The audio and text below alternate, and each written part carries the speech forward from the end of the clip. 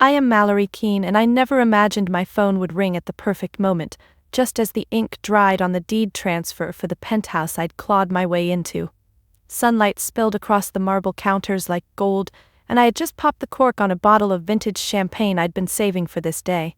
For once, it felt like the world was exactly as it should be. Then my phone buzzed.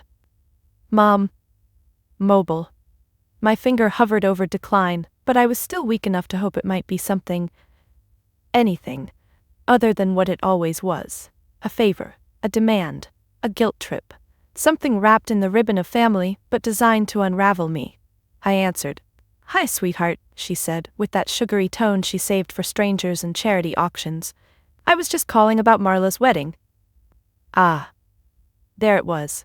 You know how she and Derek have been struggling to find a place in the city. It's just so competitive, so stressful. And we were all saying last night, over dinner, that it would just be so perfect if they could start their life together, somewhere elegant, somewhere aspirational. A long, careful pause, like your penthouse. There it was. My champagne glass clinked against the marble as I set it down, harder than I meant to. Before I tell you how my dream home almost became a wedding favor, let me know where you're watching from and hit subscribe. You'll want to see how this ends. When I was 8, I drew blueprints. While Marla played dress-up and rehearsed her walk down the aisle using my bedsheets as a veil, I sketched staircases and sketched out buildings on the back of my homework. While my brother Chase perfected his backswing and soaked in our father's praise, I was rearranging the furniture in my dollhouse to maximize light and flow. No one noticed, or if they did, they laughed. Mallory and her crayons again, my aunt once chuckled. She's so independent. That word hung over me like a ceiling fan with one wobbly blade, impressive in motion but always just a little threatening. Independent in my family meant ungrateful, distant, unmarriageable. They never outright said I was a disappointment. They just praised Marla and Chase so loudly that it echoed in the absence. At 16, while other girls circled colleges with parties in mind, I fell in love with structures. Concrete, glass, steel. I took a weekend job at a local design firm, shadowing anyone who would let me. My parents never visited the office. They assumed it was a phase, like when I briefly tried being vegan or insisted on alphabetizing the pantry. By 25, I had saved enough to start flipping tiny apartments. Nothing glamorous, just elbow grease, some budget hacks, and a ruthless eye for ROI. I made mistake after mistake, but I learned faster than anyone expected me to. Because no one expected anything at all. That freedom was my fuel. Their neglect, my battery pack. And the penthouse? That was the culmination of every dollar they thought I wasted. Every moment I wasn't at Sunday brunch. Every time I missed a wedding shower to meet with a contractor instead. But of course, they didn't see it that way. To them, I was the selfish one. The one who moved out at 19 and never looked back. The one who missed the best years because she worked too hard. The one who thinks she's too good for this family. They said all those things behind closed doors, but not behind mine. I made sure of that, until this phone call. Mallory, my mother continued, gently insistent, you don't even need that much space, do you? And Derek's parents are contributing so much already, it would mean the world to your sister. I let the silence build like a skyscraper, steel beam by steel beam. Are you asking, I said carefully, or are you telling? I'm just suggesting. We thought it would be beautiful, and generous, like the Mallory we know is in there somewhere. Like the Mallory you want me to be. I hung up without a word, not angrily, just done. There are no awards for boundaries. No applause for not crying. No trophies for holding in the scream when someone tries to take what you bled for and rewrap it like a party favor. But I had a different kind of reward coming. Because tomorrow, the world would know my name. Not Marla, not Chase, Mallory Keene. I wish I could say the phone call shocked me, that it pierced some final illusion I had about how my family saw me. But the truth? I never had any illusions left. Growing up in the Keene household meant understanding early on that love had tiers. There was spotlight love, reserved for my siblings, and then there was ambient love, the kind that filled the background like elevator music.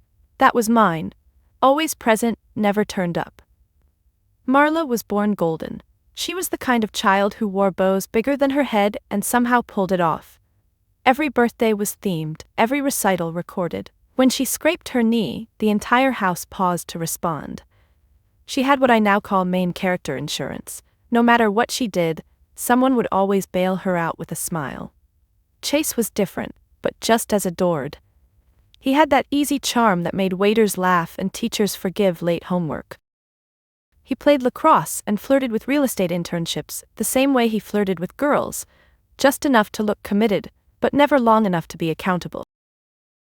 My father Wade once told him over scotch, "You're a closer, son, it's in your blood." No one said things like that to me. When I landed my first renovation deal at 25, 6 months of sweat equity, 3 eviction notices, and a near lawsuit from a plumber who disappeared mid-job, I invited them to the open house, just to see, just to try. They didn't come. Marla had a baby shower that weekend. Chase was in Cabo networking. My mom sent a text with a balloon emoji. At 27, I made my first 6-figure profit. I took the check, framed it, and hung it inside my closet. I didn't even bother telling them. It felt cleaner that way, like keeping the air sterile before the rot could creep in. They never asked what I was building, not once, but they always knew where I was lacking. "You know, Mallory," my mother would say during the few brunches I forced myself to endure, "you're so busy. Have you ever thought about slowing down?" Marla says meditation helps her so much with stress. Or worse, we just want to see you happy. Not everything has to be a project. Everything was a project, because that's the only way I felt seen. I can still hear my father's toast at Chase's 30th. To my son who works hard and plays hard, who never forgets where he came from. I wasn't even mentioned. I was sitting right there. The irony? I never wanted their validation until I realized how easily they handed it out to everyone else. Once, when I was 19, I brought a boyfriend home. His name was Trevor. He was sweet, wore wool cardigans even in the summer, and studied architecture at Cornell. He brought wine, complimented the meatloaf, and even laughed at Dad's Vietnam story that got longer every year. When we left, my mother pulled me aside. "He's nice," she whispered. "But don't you think he's a little intense? Maybe someone more relaxed would suit you better." Translation: he wasn't wealthy. He wasn't from our circle. And he looked at me like I was the center of gravity, which, in our family, was a red flag. We broke up 2 weeks later. And yet, when Chase dated a divorced 34-year-old Pilates instructor who tried to sell us protein shakes at Thanksgiving, everyone called her glamorous. When Marla eloped for 3 weeks in Vegas before pretending it was a surprise engagement, they threw her a party. I could have cured cancer and still be asked why I never wore heels. It got to the point where I started celebrating my wins alone. Not out of bitterness, but protection. Success, to them, was only real if it looked a certain way. If it could be posted on Facebook with smiling photos and matching outfits. My life, it didn't fit the frame. I once joked to a friend that I was a walking LinkedIn profile, except my family only scrolled Instagram. They wanted weddings, baby bumps, and white kitchens. I brought spreadsheets, zoning permits, and calloused hands. So I stopped expecting them to clap. I stopped bringing the good news home like a child begging for praise. I buried my pride in concrete and marble, behind double-pane glass and iron staircases, and I built in silence, until now. Now they wanted the thing I built, the crown jewel of my isolation, my reward for surviving their blindness. And suddenly, they remembered my name. The Penthouse wasn't just real estate, it was revenge, redemption, religion, all layered in steel, glass, and silence. I didn't buy it for the view. I bought it because I earned the right to live where no one thought I belonged. The idea came to me 3 years ago during a winter walkthrough of a foreclosed mid-rise building in the East District. The top floor was gutted, mold on the walls, the ceilings bowed with water damage, every window either cracked or missing. My broker shook his head and said, "Mallory, don't waste your time, this place isn't worth your lipstick." But I stood there, in boots soaked with melted snow, and saw the bones. The way the southern light cut through the grime. The unbroken sightline from the balcony to the river. The potential for a mezzanine level, a floating staircase, a glass kitchen with backlit cabinets. I didn't walk away. I stayed late, took photos, measured things myself with a tape I kept in my glove compartment. That night, I couldn't sleep. And 2 weeks later, I made an offer. Sight unseen by my contractor, against everyone's advice. The bank thought I was insane. Maybe I was. I liquidated almost everything. 2 finished units I was prepping for sale, my emergency reserve, and the vintage car I'd finally let myself buy the year before. I even gave up my shared office space and started working out of coffee shops and my car. I gave up comfort for the first time in years because I knew what this could be. Not just a place to live, but proof. A monument. A throne. It took 2 years. I worked with one of the best structural engineers in the city, a woman named Jerusha who wore mechanic's boots and didn't tolerate half measures. We fought like siblings but built like soulmates. Every nail, every pane, every curve of that place had our fingerprints on it. There were nights when I slept on the construction site, literally, wrapped in a parka on unfinished floors, surrounded by drywall dust and the sound of late-night city garbage trucks below. No one knew. I didn't tell a soul. Not friends, not colleagues, and definitely not family.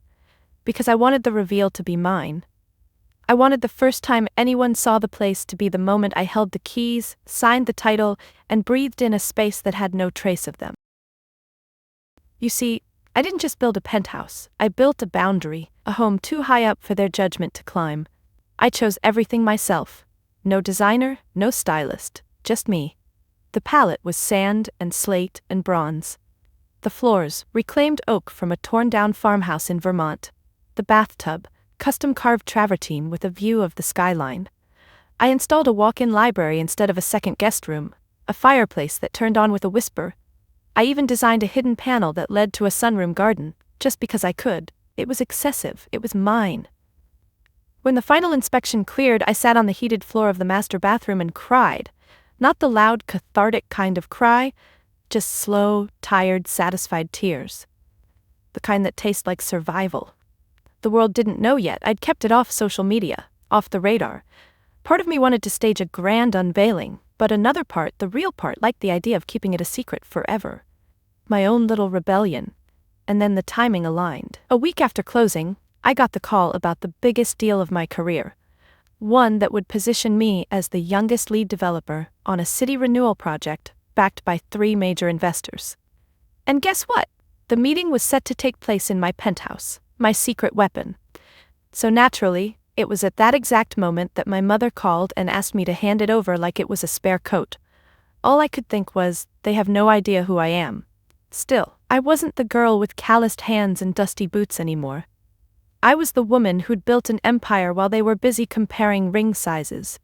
And the moment they walked into my world, uninvited, undeserving, would be the moment the entire dynamic shattered. They thought I was the spinster daughter. They had no idea they were about to enter my house under my name and choke on the taste of their own irrelevance. The morning of the family dinner, I stood barefoot on the balcony of my penthouse, sipping black coffee and watching the city blink awake. Below me, the streets began to pulse with taxis, joggers, and the impatient hum of morning ambition. I used to envy the people down there, their normalcy, their parents who showed up for recitals, their siblings who weren't petty tyrants in expensive shoes. Now I looked down at them like a queen surveying a kingdom. Mine wasn't built of bloodlines and traditions. It was forged in silence, sacrifice, and single-mindedness. And tonight, I'd have to descend from my fortress and pretend I belonged to the people who never saw me. The family dinner was a yearly thing, an obligation with stake. Usually held at the Blue Terrace Club, a posh wood-paneled relic where Chase liked to drop names and Marla liked to take selfies in the mirror outside the women's lounge. This year, my mother had reserved the private dining room. Something intimate, she'd said. Just us. No drama. Which, of course, meant lots of drama. I debated not going. Truly. I held my phone in my hand for a full 10 minutes, thumb hovering over the text. Can't make it, big meeting tomorrow. Which would have been true. That investor presentation at noon wasn't just big, it was career-defining. The room would be full of suits with names on skyscrapers, but I didn't press send. Because some sick, still wounded part of me wanted to be there. To hear it. To finally stop pretending they hadn't already drawn a line in the sand. And because I had a plan.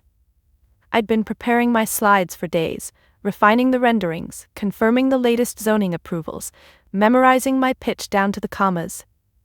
The East End Revive project was my Trojan horse into the world that had always tried to bar me from the gates. And the Penthouse? That was going to be the showroom, a living example of what I could do, of what I had done.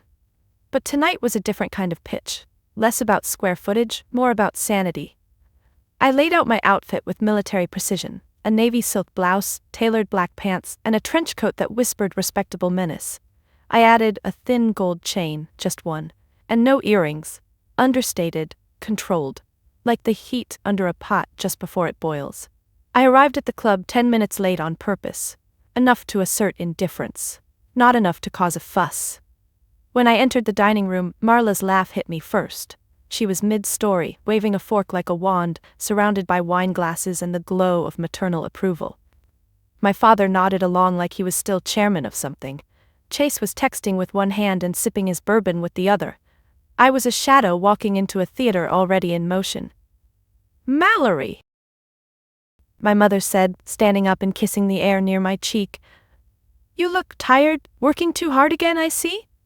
Translation: "You should have worn makeup." "Nice to see you too, Mom," I said, sliding into the only empty seat, between Chase and a wine list I didn't ask for. No one asked me how I'd been. No one asked about my work. Instead, they launched into stories about Marla's wedding venue. "You have to see the chandelier in the ballroom, Mal. Chase's new Tesla. It's the Plaid edition, 0 to 60 in under 2 seconds, bro. And my dad's recent strategic retirement." I smiled, I nodded. I sipped my wine like it was anesthesia. Through it all, I felt the weight of tomorrow pulsing in my chest like a second heartbeat. I should have been running numbers, prepping visuals, mentally rehearsing every angle of that investor pitch. Instead, I was watching my sister show off her new diamond-encrusted phone case.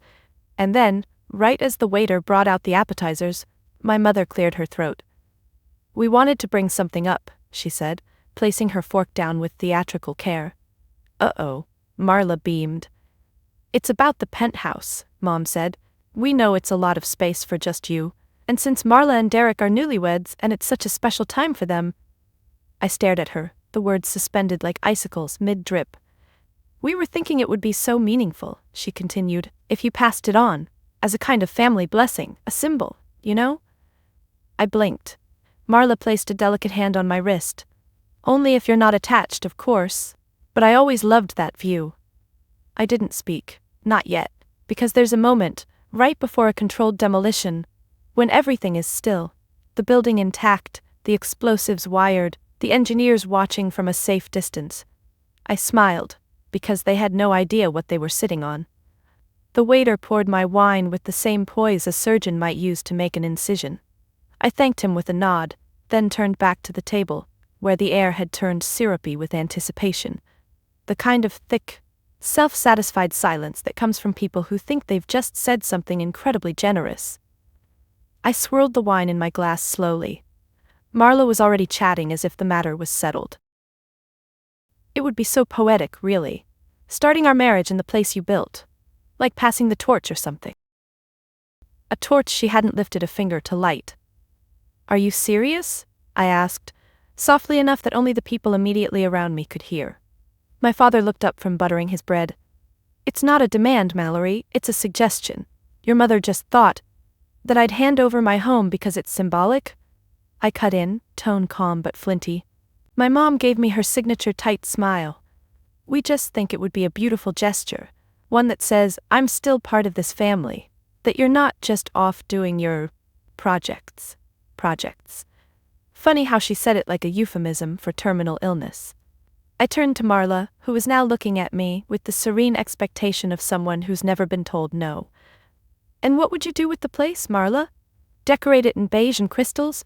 Hang a live, laugh, love sign where my skyline used to be?" Her face twitched. "That's not fair." "No," I said, leaning forward slightly. "What's not fair is spending years working 14-hour days, investing every cent I had, sleeping on plywood floors, and then being told it would be meaningful to just give it away like a monogrammed robe at a bridal suite." Chase snorted into his drink. "What?" I snapped, turning to him. He shrugged, smirking. "You always were dramatic." I stared at him. This man, who once called me in a panic because he couldn't figure out how to email a scanned PDF, was now mocking the only person at the table with a mortgage paid off without family help. I'm dramatic, I said. Got it. My father cleared his throat. Mallory, we're just trying to foster unity. We're a family, not a group of competing companies. The irony nearly made me choke on my wine. You know what would have fostered unity? I said. Showing up, for anything. My open houses, my first closing, the time I got sued by a contractor and still walked away with a profit. You all show up for Marla's every cake tasting and Chase's charity golf events, but when it came to me, radio silence. That did it. My mother's face went blank, the kind of expression she wore when someone at church said something inappropriate. We have always supported you in our way, she said, ice settling in her tone. But you've made yourself very difficult to support. Marla picked up the baton like it was a relay race. You disappear for months, Mallory. You don't return calls. You don't even come to Grandma's birthday. She died 8 years ago, I said flatly. Marla blinked. Last year's birthday was her dog's. A beat of silence. Chase burst out laughing. Oh my God, that's right, that dog party was insane. The table erupted into half-hearted laughter, everyone but me, because I wasn't laughing.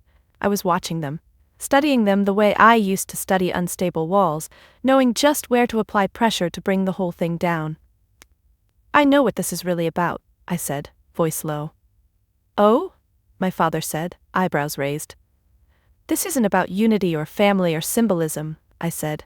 This is about convenience. You don't want to help Marla and Derek find their own place. You want a shortcut. You want me to solve it, so you can keep pretending this family is held together by love and not by guilt-tripping the one person who got out. No one spoke. So I did. I'm not your spare bedroom, I'm not your financial cushion, and I'm definitely not your bridal donation. Marla's lips curled. You make everything so combative. And you make everything about you. She recoiled as if I'd slapped her. That's when my mom turned to my dad and said, in the tone of someone announcing the removal of a toxic plant, maybe it's time we stop inviting her. Boom, there it was. The verdict, delivered under the low hum of mood lighting and clinking cutlery. Disowned over dinner. And somehow, I didn't flinch. Because that was the moment I realized they thought I still needed them. I didn't cry. I didn't shout. I didn't even blink when my mother said it. Maybe it's time we stop inviting her. Like I was a complication on a guest list, a name they could scratch off with a flick of the pen and a swirl of Chardonnay. I just sat there, strangely weightless. You'd think a moment like that would come with a sting. But it didn't. It felt more like a sneeze I'd been holding in for years. When it finally came out, the relief was almost euphoric.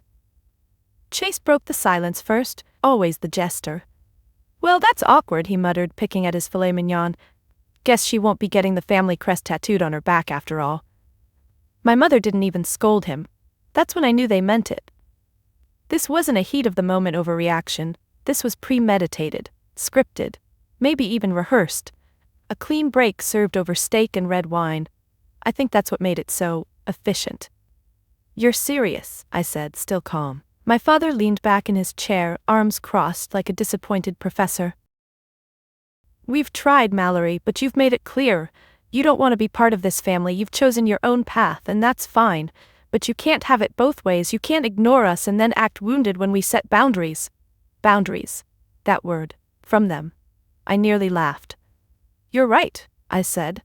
I have chosen my own path, one that didn't include favors, shortcuts, or trust funds. My mother cut in. Don't be bitter. I'm not, I said. I'm just finally awake. Marla shifted in her seat, visibly uncomfortable now. Look, I didn't ask them to say that. I just wanted to talk about the penthouse. I turned to her slowly. You didn't need to ask. You assumed. That's worse. That silenced her. The waiter returned, then oblivious to the tension.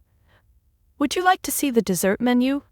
I looked up at him, almost pitying the man who'd walked into the middle of a slow-motion implosion. No, I said, standing. I think I've lost my appetite. I grabbed my coat from the back of the chair, slid my arms through the sleeves, and took one last look at the table. My family, still seated, still smug, still so sure that disowning me was some sort of punishment. But here's the truth, they didn't disown me. They finally gave me the freedom to stop performing. And in that moment, I felt taller than the penthouse itself.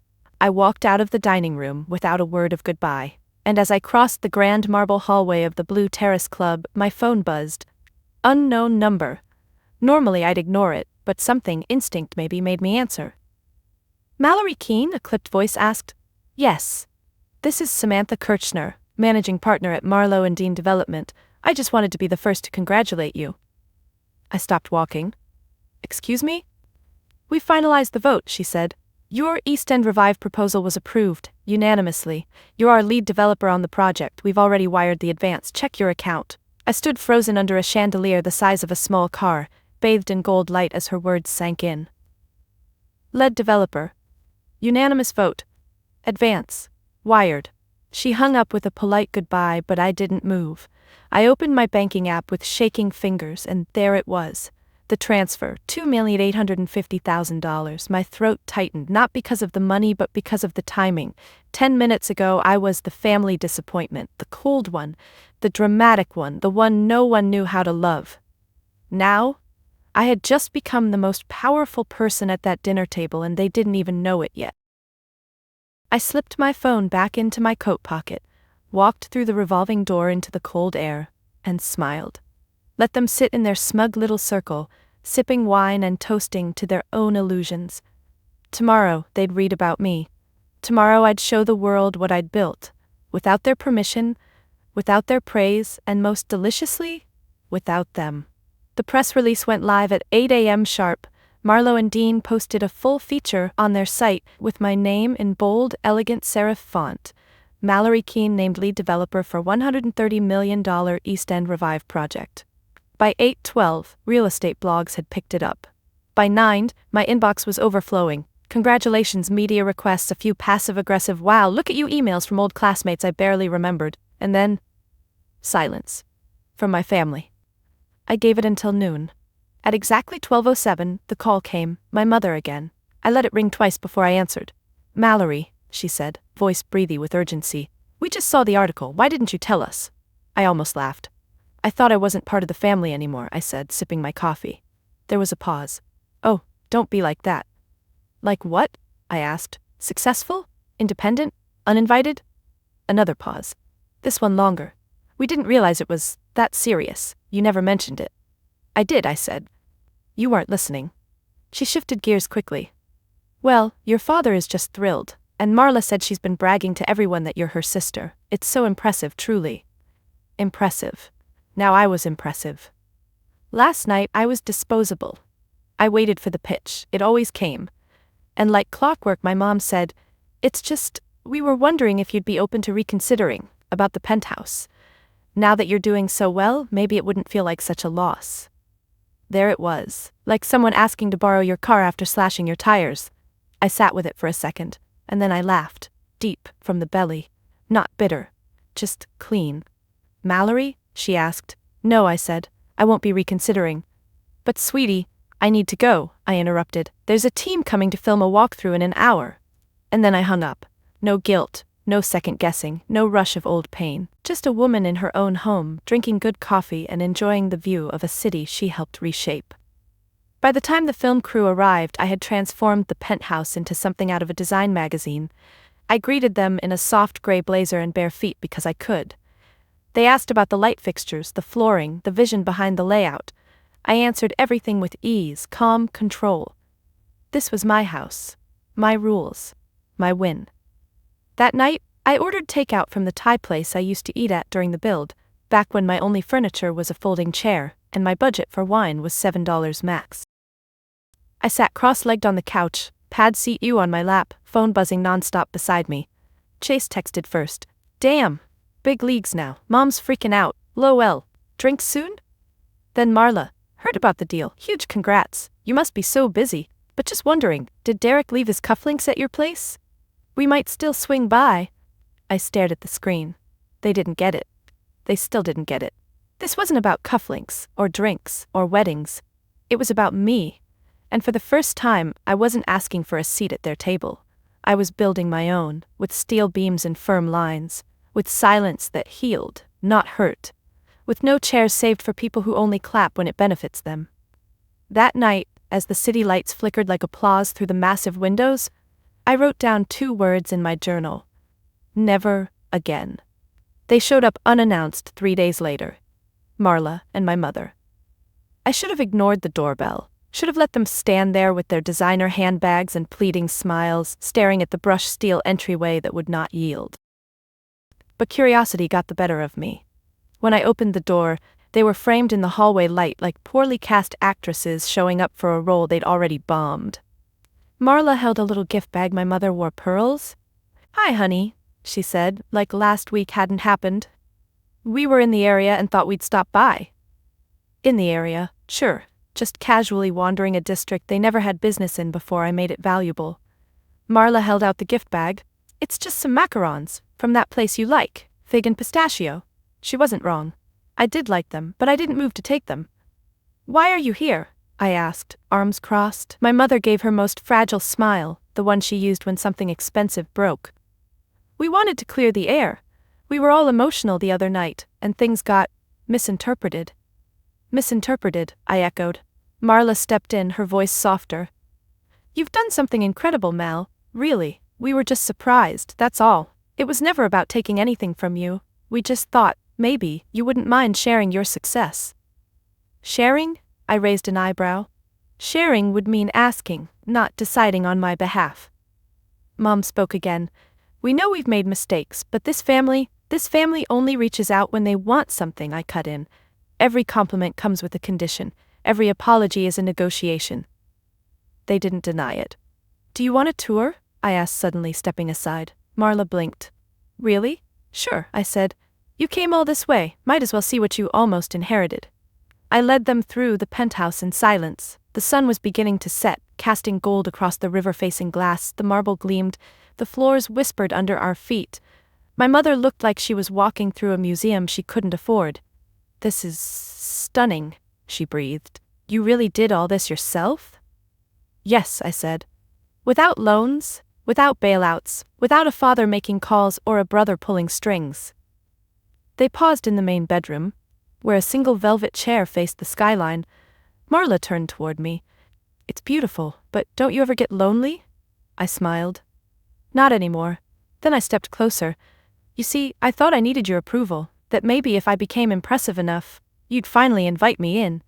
But what I've learned is, I was never locked out. I was just refusing to walk through the door I built for myself."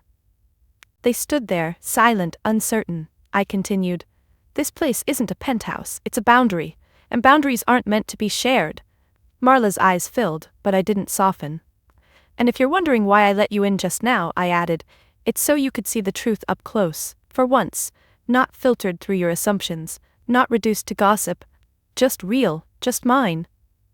My mother placed the gift bag on the entry table, as if it might redeem something. "Thank you for showing us," she said quietly. I opened the door. They left without another word. And when the door clicked shut behind them, I leaned against it and exhaled, long, slow, final. There would be more messages, more attempts to re-enter. That's how they operated, waves wearing down rock, but not this time. I had become the cliff, and they would break before I bent again. That weekend I hosted a dinner, not for family, but for my people, my real ones. The ones who showed up before there was anything to show for. The ones who helped hang drywall, troubleshoot HVAC mishaps, and reminded me I wasn't crazy when I wanted to install a hidden garden room in the sky. Jerusha was the first to arrive, boots still scuffed from a morning site visit, holding a bottle of bourbon like it was holy water. "I still can't believe this place used to smell like wet plaster," she said, stepping inside and grinning. "You turned a construction zone into a cathedral." Next came Leanne and Miko, my college roommate and her wife, carrying takeout from a Korean place we used to frequent when none of us had the time or cash to cook. Behind them was Yusuf, my lawyer and accidental therapist, who once reviewed a contract over Zoom while I cried in the background about losing a contractor mid-project. We toasted with mismatched glasses and stood barefoot on radiant heated floors, eating off cloth napkins and laughing so hard I forgot the sound of silence. No filtered conversations, no delicate landmines to tiptoe around, no subtle digs disguised as questions. Just real people, chosen family.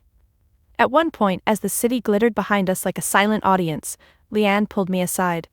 "I've known you a long time," she said, eyes soft, voice low. "But I've never seen you like this." "Like what?" I asked. "Still," she said, Like you're not scanning the room, waiting for the next hit. I didn't know what to say, because she was right. For the first time, I wasn't bracing. I wasn't earning. I wasn't shrinking to fit a room that was never built for me. I was home. And the irony wasn't lost on me. The people I trusted most weren't related to me by blood, but they showed up with more love than anyone I'd grown up with. They never asked me to shrink. They never weaponized my ambition. They never called me too much or hard to love or impossible. They just stayed. That night, after everyone left, I sat in the middle of the living room. No music, no wine, no distractions. Just me and the afterglow. The kind of quiet that doesn't ache. I thought about all the times I'd fantasized about moments like this, where I didn't need to explain myself, where I wasn't waiting for applause that would never come, where I could finally rest. And it wasn't the marble floors or the skyline view or the designer stove that made it feel sacred. It was the absence of judgment, of performance, of needing to prove anything to anyone. Blood may be thicker than water, but peace? Peace is thicker than all of it. I walked to the window and pressed my hand to the glass, looking out over a city that had taught me everything I needed to know. You can't choose the family you're born into, but you can choose the one you build. The next morning, I changed all the locks, not just the physical ones, though yes, the penthouse now had a state-of-the-art security system installed by a company I trust more than any cousin I grew up with. But I also changed the emotional ones, the digital ones. The boundaries I hadn't realized were left half open, just enough for guilt to seep through like a draft under the door. I blocked Chase's number, not because I hated him, but because I'd finally accepted he didn't see me. To him, I was the plot twist in his family saga, the punchline to his dinner party jokes. I didn't need that energy in my inbox or my life. I muted Marla on socials. Her posts were all curated light and laughter, but they came with a residue that clung to my self-worth. I didn't need to see her mimosa brunches or her #sisterlove captions written like we were still 13 and sharing secrets in the dark. We never had that. She liked the idea of me more than the reality. And as for my parents, I didn't block them. I left them on read. There's something powerful about silence, about not engaging, about refusing to play the part they wrote for you and instead writing your own damn script. I made a new rule for myself: no more explaining. If someone couldn't see the value in my voice, my work, my no, they didn't deserve the privilege of my yes. I also updated my estate documents, a practical move but deeply symbolic. No more assumptions about who gets what. If something happens, my penthouse would become a scholarship fund. The East End profits would go toward mentoring programs for young women in real estate development. Not because I'm noble, but because I'm done letting my legacy be defined by people who wouldn't even tour the open houses I built by hand. I called it the Still Foundation, a nod to what Leanne said that night, that I was finally still. It wasn't about cutting people off in anger. It was about choosing myself, fully and finally. You see, for years I made myself small to keep the peace. I thought if I worked harder, earned more, stayed quieter, maybe they'd let me in. But some tables aren't meant for you. Some rooms aren't worthy of your presence. And when you realize that, you stop knocking. I bought a second property downtown, not to flip, but to give. A transitional space for young women aging out of foster care. Fully furnished, rent-free for the first year, with job coaching and emotional support built into the lease. It was Jerusha's idea, and the moment she said it, I knew. This is what power is for.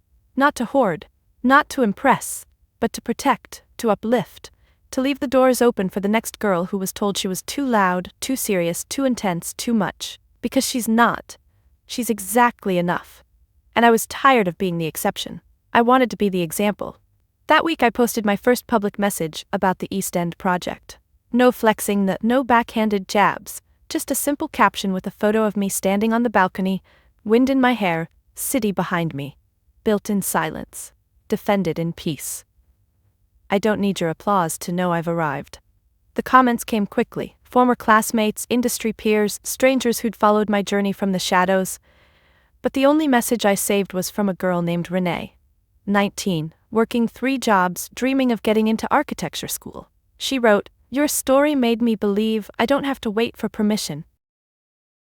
That's when I knew I'd done the right thing. The locks were changed, but the lights were on. My father always said the Keene name meant something, usually over whiskey or a steak, or while watching the news on mute like he was waiting to be interviewed at any moment.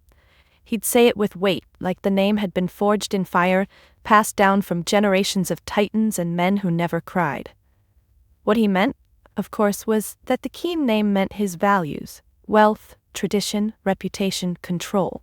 For a long time I didn't fight it, I just tried to earn it, to make my version of success fit into his version of legacy. But it was like putting a thunderstorm in a snow globe. Now I had my own definition. The Still Foundation launched with 5 units, then 10, then a waiting list long enough that I had to lease a second building just to meet demand. The stories of the girls who moved in, girls with fire in their eyes and panic in their chests, became my real inheritance.